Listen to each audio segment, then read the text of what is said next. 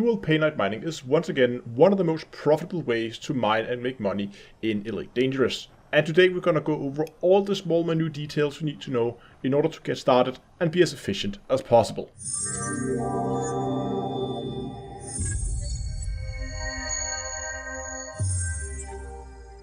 The D2A merch store is open. There are t-shirts, sweaters, hoodies, mugs and tote bags with many cool designs. Head down to the link in the video description and get yourself your merchandise today. Hello ladies and gentlemen, and welcome back to Elite Dangerous with Down-to-Earth Astronomy. So we're going to talk about dual Painite mining. A lot of you will probably be quite familiar with this type of mining if you've been mining low temperature diamonds with laser mining, but there is some minute details and we're going to go over all the small things today. And I want to start by talking about your choice of ship. When you're mining Painite, you get a lot more materials per hour, but again, Painite is also less valuable when you compare it to low temperature diamonds. This means you're much more reliant on having a large cargo hold unless you want to spend a lot of time flying back and forth to empty your cargo hold. Therefore, I would recommend that you really try to focus on something with a large amount of cargo hold, and as always, try to balance it with how much time you like to spend in a ring. You can probably expect to mine anywhere from 200 to 300 tons per hour, so depending on how much time you want, scale your cargo hold accordingly. In terms of recommendations, I would recommend something like a Cobra Mark III if you're new. Alternatively, a Dolphin is actually also a pretty decent entry point mining ship. For upgrades, you can definitely do quite well in a Python. Very good medium size choice, having the benefit of giving you access to medium sized landing pads. And if you're looking at larger ships, something like a Anaconda for shorter trips or a Cutter for longer trips is probably recommended. Now let's talk about equipment. This is not going to be a build guide. The ship I'm using here as an example is my Gold Digger build. You can find that together with all my other mining builds on the Commander's Toolbox. I'll put a link in the description for it, also in the more info icon. In terms of hardpoints, you will of course need mining lasers. And you're going to fit 2D mining lasers or 1D depending on of course the ship that you're flying. It's not just a matter of smacking on as many mining lasers as you possibly can, because you need to be able to actually power them. So do some tests. Try it out with the power distributors, probably going to be your limiting factor because they are quite power hungry. Try to balance that. You're probably going to be aimed for around 20 to 30 seconds of continuous fire with all lasers. For the rest of the hardpoints, you can fit weapons. I've done it here. You don't have to, and you certainly don't have to engineer them. Utilities, nothing special in here. You can do whatever you want. I've just smacked some heat sinks in, never really used them. Shield boosters, way overkill. You don't need a pulse wave scanner for laser mining, so in theory you could leave your utilities completely empty. Core internals, again, nothing you really need here, depending of course on the situation. If you have a fleet carrier, you're not really worried about jump range. If you don't have a fleet carrier, then you probably want to upgrade your frameshift drive at the very least. The only module in here that's really important are the power distributor. Try to get as much juice out of that thing as you can. You can see in this case I've got charge enhanced super conduit.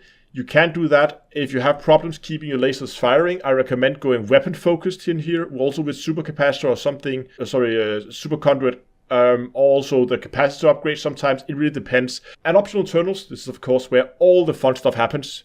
Of modules that you must have is a detailed surface scanner so you can see the hotspot. You will need a A-rated prospect limpet controller, 1A, preferably 3A if you have room for it, but again, it depends on your ship. But it must be A-rated. If it's not A-rated, you're going to get less fragments, you're going to make less money. So do prioritize getting an A-rated prospect limit controller. Refinery, any refinery will do. It doesn't matter which one. You can do like the lowest E-rate if you wanted to.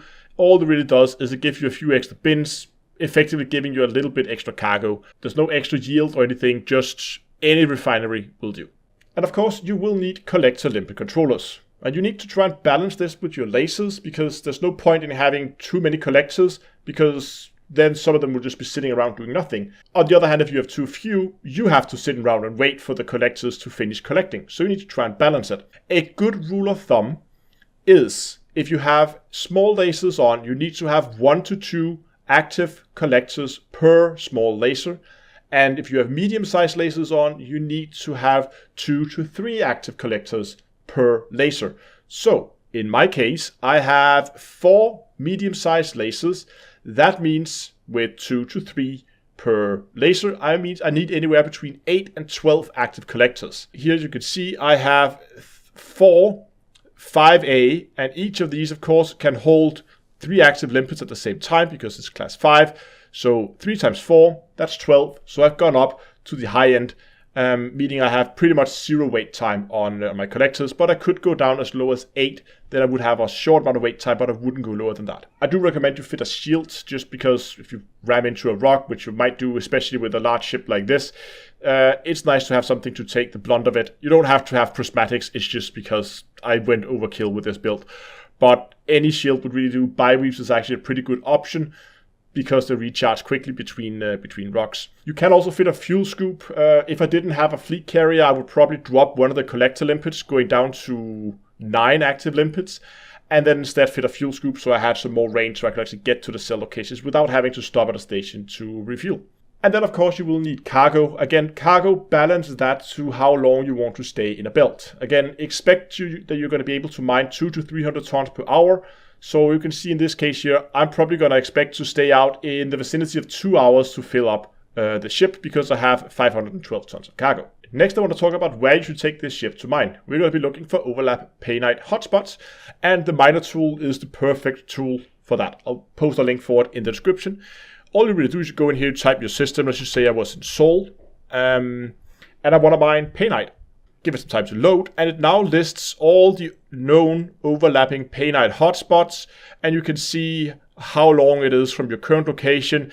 It also gives suggestions for a good place to sell. I don't know, it's sometimes I like to go down to the list down here where you can sort by price, and then I can see, okay, where do I want to sell? Do I want to take the extra distance and get maybe a better price if I'm lucky? Or do I want to go for something that has maybe a higher demand but get a slightly less price? While I appreciate they do give recommendations, I personally prefer to go down and have a look at it myself.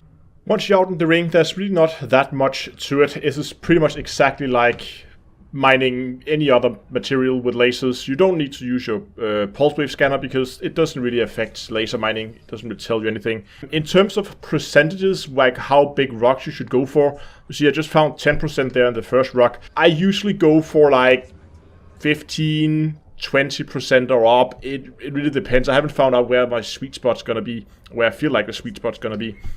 But it's just a matter of figuring out what you like. It really depends on your own preferences. If you rather go and find another rock that's maybe higher percentages, or just go and mine one with a lower percentage. You can see I found a good one there. Just check this one, 8%. Good rock there.